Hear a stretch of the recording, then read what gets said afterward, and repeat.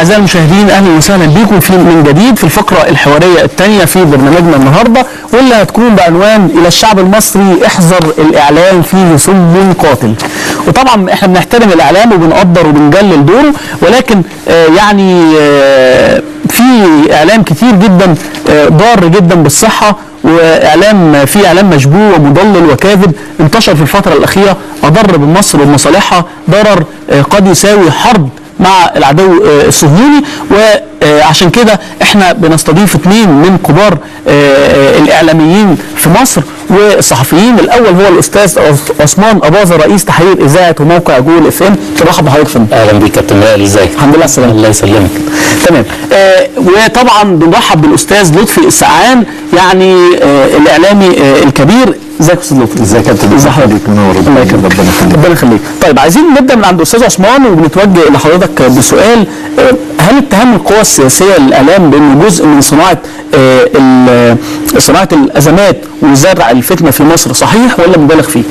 لا، هو شوف الى حد بعيد يعني او الى حد كبير انا شايف ان هو صحيح، لانك انت مكثف وجود قنوات بعينها بتشتغل لخدمه اهداف بعينها. تمام. القنوات دي بفلوس مين؟ الناس عارفه وفي ناس ما تعرفش. القنوات دي اهدافها اللي بتخدمها ايه؟ برضو الناس عارفاها، والمفروض انها ما تمشيش وراها. انا يعني مش عايز اقول اسماء بعينها، يعني اسماء معينه، انما الناس عارفه القنوات اللي فتحت اذ فجاه كده بعد الثوره، بعد 25 يناير، وجيت انت برضو اذ فجاه كده بعد ما القنوات دي فتحت وبدات تشتغل، حضرتك فجاه كده قلت ايه؟ اقفل يا جدع، حط هنا سطر واقفل الباب ده، من هنا ما حدش يخش تاني. طبعا القنوات دي بتساهم وبشكل مرعب في تشويه صوره المنافس، او في تشويه صوره اللي هي مش عايزاه، وفي تشويه كمان او في تجميل اللي هي عايزاه. طبعا. بس غالبا يعني انا وجهه نظري ان الشعب المصري ما بيضحكش عليه، بس اللي بيدفع ثمن في الاخر هو الشعب. هو طبعا الشعب اللي بيدفع الثمن في الاخر، وده طبيعي جدا، لكن في الاخر انا بقول لك الشعب المصري ما بيضحكش عليه. ثق في الراجل اللي في الشارع بتاع الفجل وبتاع الجرجير وبتاع الذره وبتاع البطاطا والموظف والساعي والمحاسب، ثق في كل دول، واتاكد ان الشعب المصري الوحيد اللي يمشي وراك ويهيأ لك انه مصدقك، ويهيأ لك انه لو قلت له ارمي نفسك من الدور العاشر يرمي، ولو عبرت بين البحر عبرنا وراءك، ويا زعيم ويا ريس، لما عند القرار لحظه بيقوم الشعب المصري ده تشوفه 180 درجه، ينفذ اللي هو عايزه واللي في دماغه واللي هو مقتنع بيه، ويخليك انت تمشي وراه. انا متاكد منه، حتى لو ادى لك العكس تماما.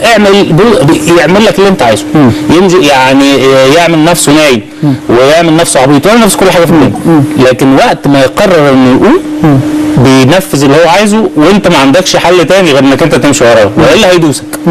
ده الشعب المصري، عشان ما حدش يقول ان انا. طيب استاذ لطفي، يعني ليه الجهات المسؤوله عن الاعلام زي مثلا رابطه النقاد او نقابه الصحفيين او وزاره الاعلام، ليه ما بتلعبش دور في مراقبه القنوات والبرامج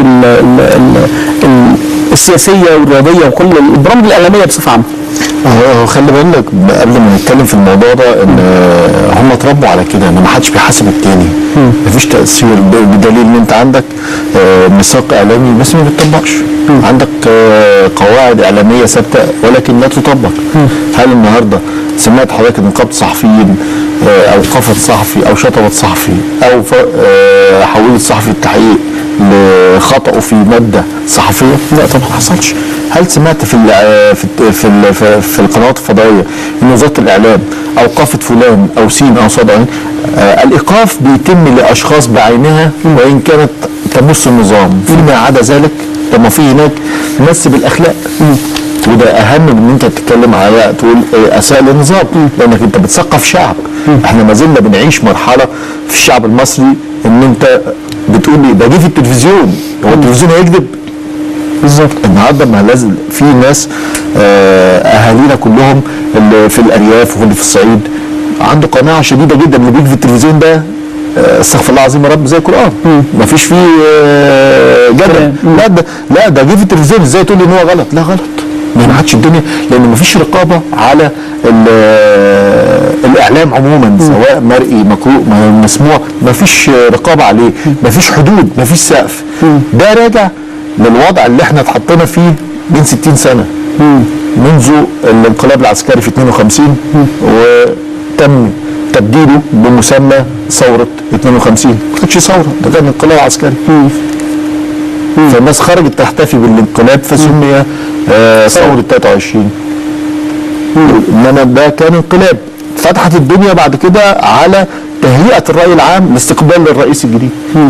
ف 60 سنه انت بتعيش موروث بقاله 60 سنه، يستحيل انه يتغير بين يوم وليله. لكن مع اختلاف التكنولوجيا، مع اختلاف سطوه الفضائيات اللي بقت ملء السمع والبصر في كل مكان، لدرجه انت ما تقدرش تغير الريموت ان انت تشوف حاجه ثانيه، بس ده انت بتشوف حوالي 100 او 200 او 1000 قناه في نفس الوقت كتير، بقت غير عاديه. طبعا التعبئه للمواطن المصري في ظل هذه المرحله الصعبه لصالح مين؟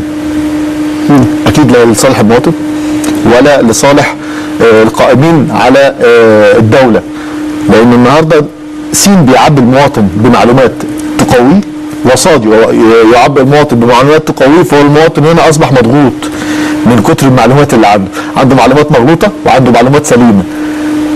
مين يقول ان دي مغلوطه ومين يقول ان دي سليمه؟ ما فيش حد يقدر يوصل المعلومه دي. الرقيب فين الرقيب؟ ما فيش رقيب، وده اتلغى من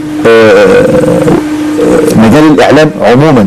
لكن النهارده المجال مفتوح لدرجه ان المذيع ممكن يخطأ في حق الدوله، وده هربطه بالرياضه، وده حصل في ازمتنا في مباراه الجزائر وتبعاتها كانت بسبب الاعلام ولم تكن بسبب الكوره ولم تكن بسبب السياسه، لكن الاعلام هو اللي وصلنا الى هذه المرحله الصعبه من الحرب بين دولتين، على اعتبار ان احنا بنلعب ماتش كوره تحول في النهايه الى حرب سياسيه. لكن النهارده عشان اقول ان في كيانات بتحاسب الاعلام على اخطائه مفيش.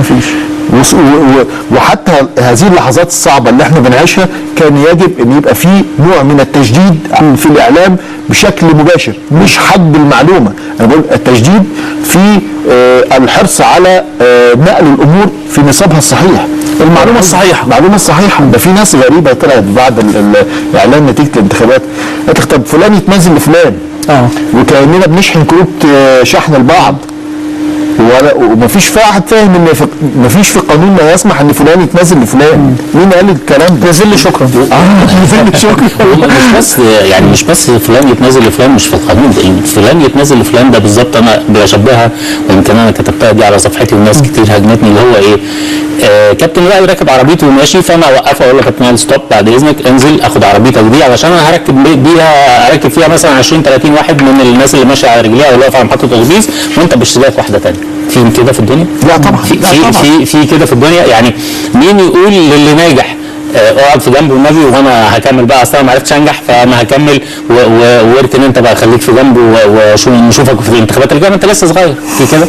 يعني على كلام حضرتك ان النهارده حتى الناس في الشارع يقول لك لا خلاص اصل هم اتفقوا ان هم يتنازلوا لسين وصاد، يتنازلوا خلاص وده يبقى نجح يا جماعه. لا يا جماعه مش كده. وكمان يا كابتن وائل ايه، انت يعني خلط الحكايه زي ما بقول لك كده، ان انت سبت الفلوس تشتغل وتخش، وبعدين ايه، انا وشي وحش فانا معروف ان انا راجل بتاع النظام، فاقوم اعمل ايه؟ اجيب كابتن وائل معايا، انا مش بتكلم على انا بضرب مثل بيك عشان ما حدش يقول، اجيب كابتن وائل معايا في القناه بتاعتي علشان ايه؟ يجمل وشي، اقوم اخلط لك ده بده، فبحيث ان هو ايه في الاخر لما تيجي تفرق مين حلو ومين وحش ما تعرفش. زي بالظبط كده يقول لك ايه، كلنا فلول. بأمارة ايه حضرتك كلنا فلول؟ يعني اذا انت بتشتغل عند واحد كان او واحد فلول ما انتش فلول، يعني العامل اللي في مصنع بتاع واحد من الفلول ما هوش فلول، لان الراجل الفلول ده اللي هو خد القروض من البنوك وخد التسهيلات باسم الحزب الوطني اللي مش منحل لغايه دلوقتي، الراجل ده مش هيفتح المصنع ويشتغل فيه عامل ومهندس وامين مخزن، لازم يجيب ناس تشتغل. لا حضرتك ما انتش فلول، صح؟ انت حضرتك عشان تبقى فلول حضرتك تقول لي انت استفدت ايه من النظام، انت راجل اخرك مرتبك بيبقى 1000 جنيه، ده يوم ما تبقى يعني مبشبشه معاك في الحكايه. انت مش فلوس خالص. بالظبط كده، احنا بنتكلم في المليارات حضرتك، لا دول الفلوس بنتكلم في كده. تمام. استاذ عثمان، بالرغم من انك مش من جماعه الاخوان المسلمين، ولكن انت مدعم بشكل قوي للدكتور محمد مرسي، عايز اعرف ليه؟ هو انا يعني انا عشان اكون امين، انا مش محمد مرسي تحديدا. تمام. انا مدعم لاي حد ضد النظام. تمام. يطلع الدكتور محمد مرسي على راسي، يطلع سين او صاد على راسي. انا ضد انه ناس تموت وناس عينيها تروح وناس اشغالها تتاثر. انا شخصيا يعني احنا في جولة فام شخصيه يعني ككيان اعلامي تاثرنا من الثوره. احنا وقفت الاعلانات، وقفت كل حاجه، مش احنا بس، كل الدنيا، كل الوسط. لكن ما ينفعش ان احنا تحملنا كل ده وفي الاخر تيجي تروح تجيب لي نظام تاني. اروح اجيب النظام وبعدين ايه؟ اصل النظام حسني مبارك كان كويس، اللي حواليه الوحشين، فاروح اجيب واحد من اللي حواليه اللي هو يطلع ايه؟ اصل النظام الغلطه ما كانتش عنده، اصل غلطه عند مش عارف مين، واقوم اروح اجيب مش عارف مين، ده هو اللي يبقى رئيس جمهوريه. انا مع احترامي ليه، انا يعني انت عارف انا لا اعرف لا ده ولا ده، يعني انا لا اعرف الدكتور فريق شفيق ولا اعرف الدكتور مرسي ولا هم يعرفوني، لكن الحكايه ببساطه شديده انا ما ينفعش بعد الناس دي كلها ما ماتت، وبعد الناس اللي خسرت عيونها، وبعد الناس اللي خسرت اشغالها واقتصاد البلد والبلد كلها تتضرر، اجي في الاخر اروح انتخب نفس النظام اللي فات. طب كنا بنعمل ايه ده كله ما كان النظام موجود وزي الفل؟ وبعدين هو الخبره، اقول لك اصل خبره وخبره وخبره، خبره ايه؟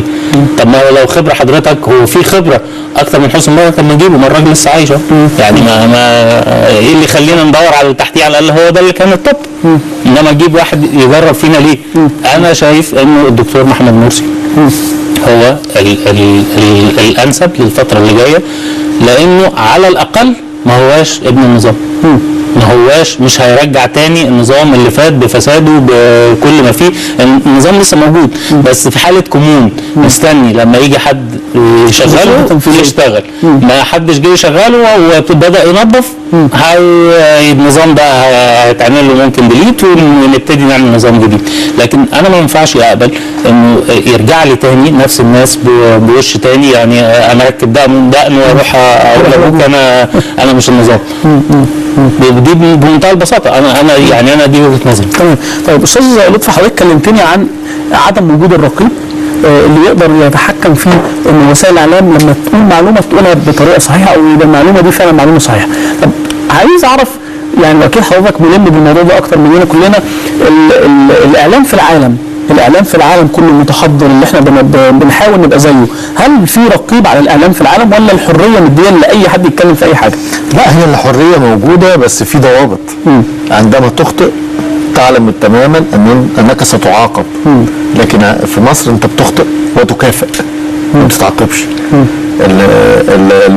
الهرم مقلوب، بتلاقي اللي بيخطئ هو اللي بيكافئ وهو بيتدرج وبيعتلي كل المناصب العليا، ومن يجيد تلاقيه دايما هو اللي قاعد في الارشيف في ادنى مكان في اي مؤسسه.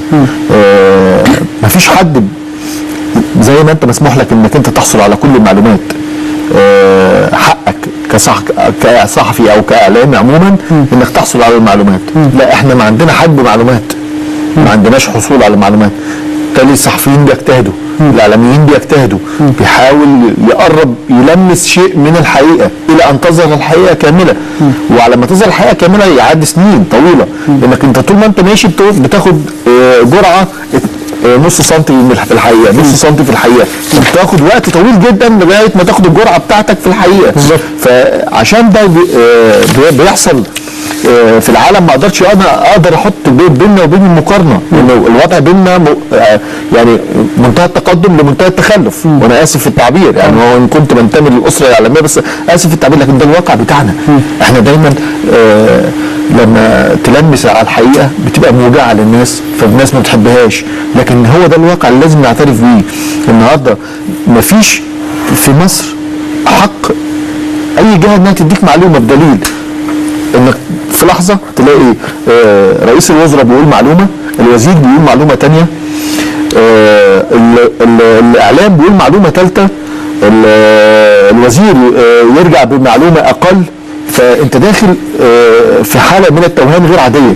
اولا لعدم وجود اتفاق بين هذه الوزارات. ليه؟ لان ممكن يتقال لرئيس الوزراء لا المعلومه دي غلط، فممكن تاثر علينا فيغيرها بسرعه، فما يلحقش الوزير يعرف، فالوزير ماشي على المعلومه القديمه، فبالتالي كل واحد بيسوق للمعلومه من وجهه نظره الخاصه، لكن عشان انت ما عندكش منظومه في الاخر انا اللي بدفع الثمن لان هو بيديني معلومه معوقه. طبعا المواطن هو اللي بيدفع الثمن فيها، واحنا كشعب بندفع الثمن، لان احنا النهارده بنبني افكارنا وطموحاتنا كلها في ضوء هذه المعلومات. بدليل لما قالك الفلوس اللي هتيجي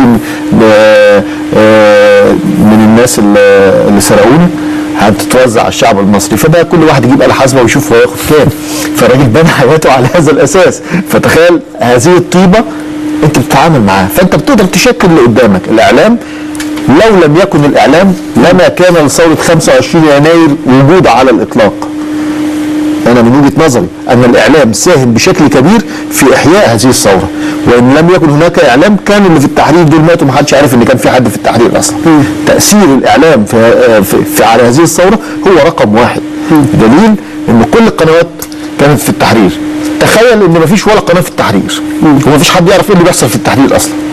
كان كل الناس دي اتسحلت محدش شافها، لكن الاعلام هو المؤثر الحقيقي وفي احياء هذه الثوره، وعليه لابد ان الاعلام يتطور للافضل. انا مش مع مدرسه ان انت هتجيبها واحده واحده، هتاخدها واحده واحده في الامور الصغيره، لكن في امور محتاجه بتر، امر طبيعي. لان النهارده ده ميراث 60 سنه، مش عهد مبارك بس، ده ميراث 60 سنه. انت بتعاني من 60 سنه، مش هتقدر تهدهم في سنتين، محتاجه وقت طويل. لكن في عناصر فاسده لازم ابترها، دي البدايه. لكن ابدا اتعامل مع التانيين خطوه خطوه عشان ابدا اشكل هيكل جديد للاعلام المصري. لكن هل يعقل ان الاعلام المصري يتوارى وهو الذي قام بتاسيس كافه القنوات والاذاعات العربيه بهذا الشكل؟ احنا رجعنا خطوات لعصور ما قبل الجاهليه بالنسبه للاعلام. لكن النهارده الاقي مذيع بيديني معلومه غلط والحلقه كلها قايمه عليها، فيبدا الناس تمشي ورا كلام المذيع ثم تفاجئ ان اصلا ما فيش اصلا موضوع. صح. طيب استاذ عثمان، عايز اكلمك في نقطتين في عجاله كده. النقطه الاولانيه هاخد من كلام الاستاذ لطفي، الا وهي ان الاعلام المصري هو الرائد المفروض، وهو اللي عمل الاعلام العربي بعد كده. مش شايف ان حاجه يعني محزنه جدا ان المعلومه الصادقه بقت بتروح للاعلام العربي قبلينا، وفي قنوات الواحد بيتفرج عليها عشان يعرف ان المعلومه دي فعلا طالعه من القناه دي؟ اذا القناه دي عندها مصداقيه، والقناه دي مش قناه مصريه. انا معاك طبعا الكلام ده قبل ما قناه مصر 25 تطلع، هي صاحبه الموضوع. انا قبل ما ندخل كنت لسه بتكلم مع صديقي لطفي سعاد. المشكله في مبنى اتحاد الاذاعه والتلفزيون انك قاعد جنب التليفون مستني التعليمات. يعني الوزير يدي اللي اقل منه اعمل كذا، فاللي اقل منه يوصل للي اقل منه، عبال ما توصل فيها نص ساعه يكون الخبر ده مش راح، يكون جه 30 خبر ورا. هي دي القضيه، انك مش مدي حريه حركه للناس انهم ياخدوا قرار. يعني انا في ميدان التحرير وحصل كذا في ميدان التحرير، بتصل بالاستوديو في ثانيه، اطلع ابقى على الهواء بعد 10 ثواني، ابقى انا كده خدت السبق وخدت المصداقيه. لا، انا لما بتصل بالاستوديو، طب استنى لما نكلم رئيس الشبكه او مدير عام، ورئيس الشبكه يستنى يكلم رئيس الاذاعه او رئيس القطاع كده، وانت ماشي لغايه ما يبقى الحدث ده خلاص. انت اذا كان في حد مات يبقى تلحق تاخد لك ربع في العزاء وتشرب فنجان قهوه، يعني ما لهاش حل غير كده. فدي القصه. نمره واحد، لازم تدي للناس اللي شغاله على ارض الواقع تديها مساحه حريه حركه، واللي يغلط يتحاسب. يعني ما بقولكش يعمل اللي هم عايزينه وما تحاسبهمش، اللي يغلط يتحاسب، لكن لازم يبقى عنده حريه حركه وياخد قرار. اللي في الشارع ده لازم ياخد قرار طلعني على الهواء عشان هقول كذا، وهو يبقى متحمل ان لو طلع قال حاجه غلط او طلع قال حاجه مش مظبوطه هو اللي هيتحاسب. انما لما انا اتدارى في اللي اكبر مني والاكبر مني اتدارى في اللي اكبر منه، خلاص يبقى الخبر خلص. روتين، يعني دي الحكايه ببساطه شديده. وعشان كده انا الحكايه يقول لك غير فلان وغير علان. انت عايز المساله مش اشخاص، المساله مش انك تشيل فلان تجيب علان فالدنيا تمشي.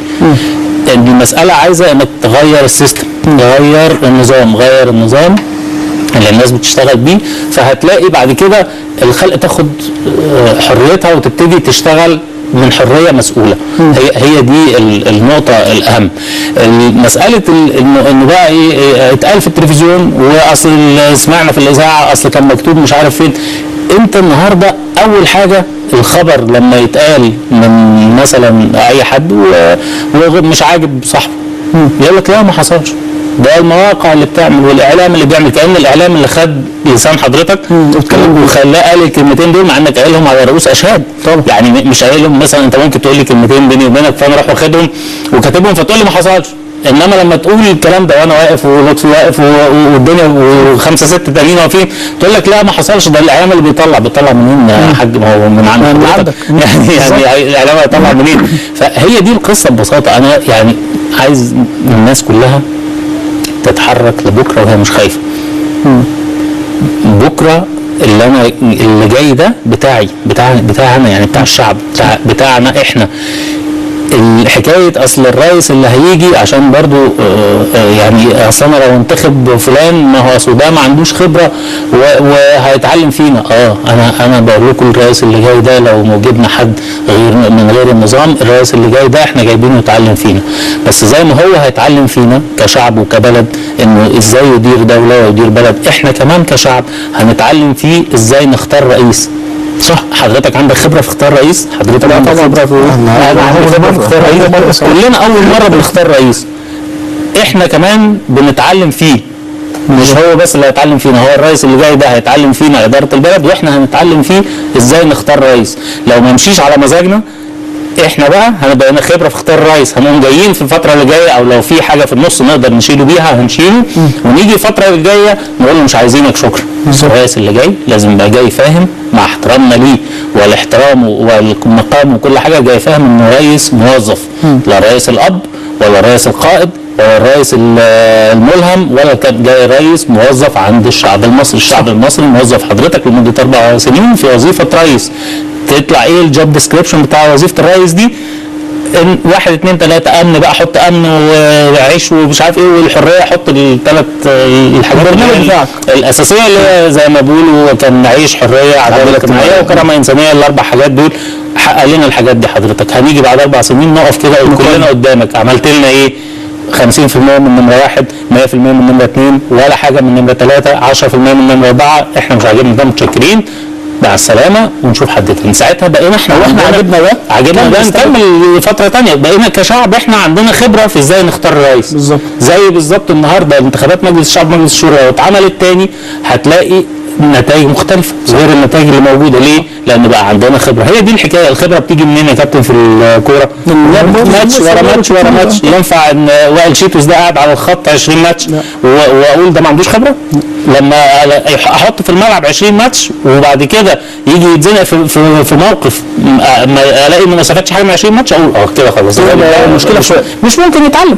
انما ابقى انا مقعده 20 ماتش بره واقول اصل ما عندوش خبره، ما انا مش قادر انزل بقى اصل ما عندوش خبره. طب هيجيب منين الخبره حضرتك؟ ما هو منصب رئيس الجمهوريه ده لم يتم التداول عليه من 60 سنه مش من 30 سنه. يعني جه جمال عبد الناصر ما نقدرش نعتبر قوي محمد نجيب، جمال عبد الناصر، السادات، حسني مبارك ببساطه شديده. فانا بس بقول للناس ما تخافوش من بكره وما تمشوش ورا كلام اللي بيخوفكم، يقول لك اصل الاخوان المسلمين هيعلقوكم من ضوافر رجليكم وما يناموش عينيكم. الاخوان المسلمين بني ادمين زيهم زينا كده حضراتكم، لا ليهم اسنان دراكولا ولا ليهم ضوافر الشياطين ولا ليهم ديول ولا اي حاجه في الحياه. الناس دي موجودين في الشارع زيهم زي اي حد في الدنيا. والاخوان المسلمين او غير الاخوان المسلمين، الرئيس اللي جاي احنا مش هنسلم له البلد ونخش نشد اللحاف وننام. احنا هنسلم له البلد ونقيم ونفضل واقفين حاطين عينينا عليه ومحمرين له عينينا. اول ما يعمل حاجه هنزوم هنزمجر هنطلع نقف له في الشارع نقف له في كل حته. ما تسمعش كلام اي حد يقول لك اصلك لو جم مش عارف مين ما بقابلني لو عرفت تشيله. انا بقول لكم الرئيس اللي جاي ايا كان هو مين لن يستمر في حكم مصر اذا الشعب لم يرضى عنه. اللي يخرج الشعب المصري تاني اللي يخرج الشعب المصري من حسبته مخطئ وواهم. الشعب المصري لا يمكن هيرجع داخل القفص زي ما كان قبل 25 يناير. صح. طب بمناسبه موضوع الاعلام برضو يعني لا يعني قول التعليق بتاعك واختم لي برضه. لا يعقل ان يبقى التلفزيون للدوله يعني مراسل قطاع الاخبار من امام مدرسه سين او صاد والله ان انا شايف ان اصوات السويس اصوات فلان الفلاني متقدم جدا. انت عرفت ازاي؟ منين؟ منين؟ ودي مش وظيفتك. انت وظيفتك ترصد الحاله اللي عندك دون ان تشير الى من متقدم او من متاخر. انت كده بتعمل رواج لمرشح بعينه. دي مساله ما بتحصلش في اي مكان في ميديا. يعني في ميديا محترمه ما بيحصلش الكلام ده، لكن النهارده تبقى واقف تقول ده فلان الفلاني مكتسح هنا. طب انت كده وجهت الناس، اثرت على اخرين. في ناس مذبذبه في عرف انتخابات ال 30%، في 30% بيبقوا مذبذبين، دي اصوات تايهه. يقول لك في اصوات تايهه بتبقى جايه مش عارفه تنتخب مين. فهي داخله بتسمع كلمتين بتتاثر بيهم بتدخل تدي صوتها. صح. فانت كده بتوجه الناس. طب انت هل دورك كمراسل انك انت تاثر على الناس بهذا الشكل؟ هل تم ايقافه؟ يعني من احترام عقليه المواطن ان انت لما تلاقي حاجه زي دي حصلت، انا كنت هحترم اي مسؤول في الاعلام لو قال له طب انت سيب مكانك ومع السلامه، وممكن نغطي حتى والعقوبه تعلن. والعقوبه تعلن عشان يبقى عبره للناس، وفي نفس الوقت اعرف الناس ان ده غلط واحنا عاقبناه واحنا ناس محترمه وبنقدم اعلام محترم، فبالتالي الناس تحترمك كقناه او كمؤسسه اعلاميه. بالزبط. لكن ده ما بيتمش ابدا. لكن عشان نشوف الاعلام النهارده عنصر فعال جدا في الترويج لاخرين. قد يكونوا بيتفقوا ان انت تبقى ضيف النهارده وتقول كلام حلو وبتاع، بس هاجمك حتتين، بس احنا في النهايه متفقين طبعا. وده اللي بيحصل في معظم الحوارات الرئاسيه حاليا. القنوات اللي بتجيب مرشحين وبتقعد معاهم يعني مع كامل احترامي، حتى المناظرات اللي تمت ما كانتش على الوجه الامثل. حتى الحلقات الخاصه بكل مرشح خضعت فيها المجامله وفقا لتوازنات. توازن ان ده ربما يكون قريب من الحكم فخلينا سايبينه شويه ياخد راحته.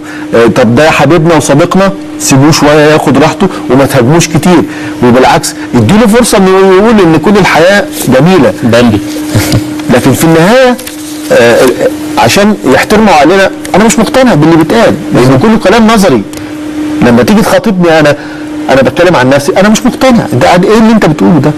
يعني اذا كان ده كلام بيصدر من الرئيس المحتمل ان هو يكون رئيس علينا، طب انا كمواطن استقبل ده ازاي؟ فالنهارده حتى بعض الاعلاميين في القنوات الفضائيه كان هدفهم الاساسي تلميع بعض الشخصيات بعينها، وده اللي جايبنا ورا. النهارده انك انت بتلمعه، فالمواطن البسيط الغلبان اللي بيقعد في بلدنا مرتبط ان هو يشوف الراجل ده والله ده بيتكلموا عنه كويس. طب تعرفوا منين؟ بالظبط. لا هو كمان في نقطه يعني يا كابتن يا لطفي، يعني انت النهارده لما تيجي ما تقراش تاريخك وما تقراش التاريخ وما تبقاش عارف ان الشعب المصري ده يطلع ايه ومتخيل ان انت كده بتضحك عليه، انا بقول لك لا انت واهم. يعني ارجع بص شوف الشعب المصري ده ازاي تعامل مع كل اللي افتكروا انهم بيضحكوا عليه. هتلاقي حاجات مرعبه في التاريخ. يعني شوف مين اللي جاب مثلا واحد زي محمد علي ده نصبه حاكم على مصر. هو الشعب ما كانش في بقى انتخابات ولا لجنه انتخابات ولا ما هوش مصري ده البلد كده، هو اللي اختاره، الشعب اللي اختاره. فاقروا التاريخ بس، يعني مش محتاج اكتر من انك تقرا التاريخ تقول ما تعملش الاخطاء دي. يعني انت النهارده جايب، ما هي دي مساله زي ما بقول لك كده، القنوات اللي هي اتفتحت بفلوس الفلول، معلش مع احترام يعني، وبفلوس غير نظيفه ومعروفه، وانت حضرتك سبتها تفتح، واول ما الناس دي فتحت وبدات تشتغل رحت قافل. الكارثه دي فلوس الناس. ما هو طبعا، ما هي هم جابوا منين حضرتك يعني؟ ورحت قافل قلت ما حدش يفتح قنوات تاني. وده يعني قرار صدر من وزير اعلام يحسب على الثوره او وزير اعلام بعد الثوره. يعني انت عامل نفسك انت مش واخد بالك يعني، ولا عامل نفسك ايه، ولا انت بتعمل ايه؟ ما هو دي مش مفهومه. وبعدين تيجي النهارده القنوات دي زي ما بقول لك عندها يعني قصد شديد وبمنتهى التعمد انها بتخلط الحلو مع الوحش عشان ما يبانش مين حلو ومين وحش، وعشان ما تبقاش عارف هم بيعملوا ايه. لكن تيجي في الاخر يعني اتفرج على القنوات اللي انا بقول لك عليها دي اللي هي الفلول دي، ساعه ما صدر الحكم على الرئيس المخلوع والناس طلعت في الشارع كآبت الدنيا على وشهم، مع انهم قبليها بكام ساعه كانوا بيتحزموا وبيرقصوا عشان نتيجه، علشان المرشح بتاع النظام دخل الاعاده ووصل الفاينل وهم مظبطين للحكام فياخد الكاس ويجري. اتفرج على الناس دي الليله اللي تلت الحكم على مبارك وانه اتنقل لسجن ترى، اتفرج على الناس دي كانت طالعه كئيبه زي مع انهم قبليها بكام ساعه بيقول لك احنا كده اصل احنا متفائلين واحنا وابتسامتنا من هنا لهنا، اصل احنا طول عمرنا متفائلين نعمل ايه؟ تاني يوم بقى ليه ما بقيتوش متفائلين حضراتكم؟ بالظبط. اول ما الشعب بيحمر عينه كل الخلق دي بتخش البحور. وعشان كده بقول لك روح وانتخب، ما تنتخبش النظام، روح وادي صوتك للدكتور محمد مرسي لانه ضد النظام، والدكتور محمد مرسي او غير الدكتور محمد مرسي هيبقى تحت رقابتنا وتحت عينينا، واحنا كشعب مش هنسلم له البلد ونروح ننام، احنا هنخليه يشتغل زي ما احنا عايزين، واحنا كمان هنشتغل معاه عشان نساعده كشعب باذن الله.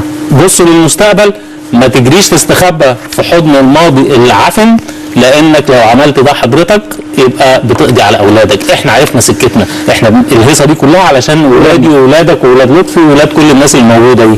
احنا ما عندناش اي مشكله. انا شخصيا لما تسالني كعثمان اباظه انا ما عنديش مشكله مع النظام بشكل مباشر، بالعكس عايز اقول لك ان انا مش عايز اقول مش مستفيد من النظام، انما دنيتي ما كانش فيها اي مشاكل. لما عندي مشكله بكلم حد قريب، بكلم مش عارف، انما النهارده انا بلدي يا اخوانا، بلدنا يعني ما احنا ما بنحبش بلدنا لمده بس 15 يوم وبعد كده نرجع نحب نفسنا. بالظبط. بس بشكرك جدا استاذ عثمان، ويعني ان شاء الله تشرفنا في لقاءات اخرى ان شاء الله. شكرا جزيلا كابتن. اشكرك استاذ لطفي، بشكرك جدا على وجودك معايا، وان شاء الله في حوارات اخرى نتكلم بشكل مستفيض عن الاعلام كويس وكتير. ده مش هتخلص ما تقلقش. ان شاء الله. دي كانت نهايه حلقتنا. احنا معانا فقره يا استاذ عيال، معانا المؤتمر. طيب احنا معانا مؤتمر شعبي اتعمل في امبابه عن تدعيم نجوم الكوره للدكتور محمد مرسي، اتفرجوا عليه وبعد كده هي برنامجنا خلص. استنونا الاسبوع الجاي في الكوره مع شيتوس. سلام.